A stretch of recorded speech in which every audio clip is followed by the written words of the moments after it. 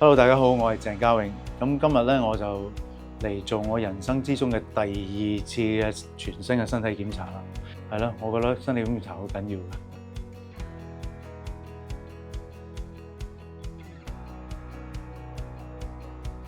咁其實咧，我第一次做身體檢查咧，就係我入伍啊，即係第一次50歲啦。人生我嘅改變好多啦，50歲結咗婚啦，開始有小朋友啦，而家55歲啦，我有3個小朋友啦。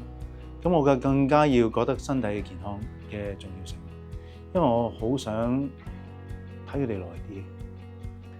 但我都要我健康，我先有咁嘅能力去睇到佢哋嘅成長。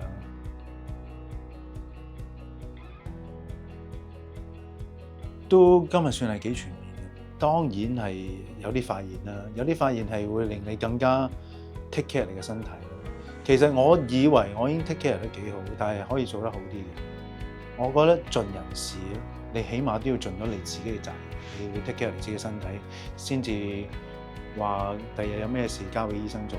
咁我頭先聽到有啲我要注意嘅地方，我要更加做得更加好咯。其實呢度醫生咧係真係好好，令到你好舒服嘅。雖然話見到或者有啲數據唔係咁靚仔，咁佢都好耐性咁解釋俾我聽點解會發生呢啲事。令我知道咗自己身體嘅狀況，而家係呢個 moment 係點樣。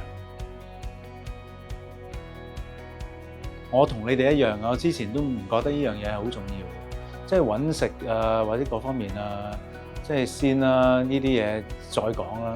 其實唔係，有時候咧預防勝於治療。